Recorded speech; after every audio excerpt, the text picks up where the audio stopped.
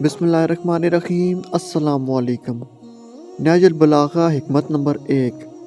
فتنہ و فساد میں اس طرح رہو جس طرح اونٹ کا وہ بچہ جس نے ابھی اپنی عمر کے 2 سال ختم کیے ہوں کہ نہ تو اس کی پیٹھ پر سواری کی جا سکتی ہے اور نہ اس کے تھنوں سے دودھ دھوا جا سکتا ہے۔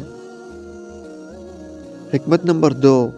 جس نے طمع کو اپنا شعار بنایا اس نے اپنے کو سبق کیا، اور جس نے اپنی پریشان حالی کا اظہار کیا وہ ذلت پر آمادہ ہو گیا، اور جس نے اپنی زبان کو قابو میں نہ رکھا اس نے خود اپنی بے وقتی کا سامان کر لیا۔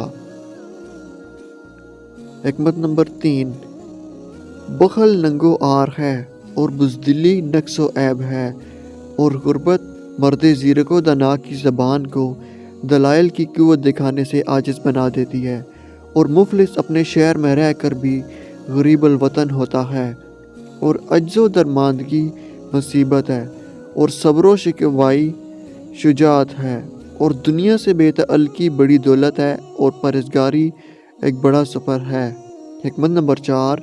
تسلیم و رضا بہترین مذہب اور علم شریف ترین میراث ہے، اور علمی و عملی اوصاف نو بنو خلعت ہے، اور فکر صاف و شفاف آئینہ ہے۔